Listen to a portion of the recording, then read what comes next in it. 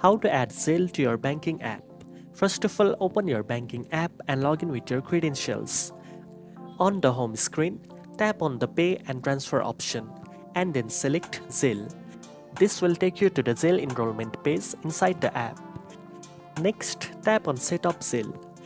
To enroll, use your US mobile number or email address. Simply select the option you prefer, enter the details and add your deposit account. Then read and agree to the terms and conditions by ticking the box and tapping I agree button. After that, verify the contact method you choose. For example, if you used your mobile number, Zelle will send you a code via SMS. Enter the code to confirm your enrollment. If you used your email address, follow the verification steps sent to your email. Once this step is completed, Zelle will be successfully added to your banking app. From now on, you can easily send money, request payments, or even split bills directly through the app using Zelle. Now you know how to add Zelle to your banking app.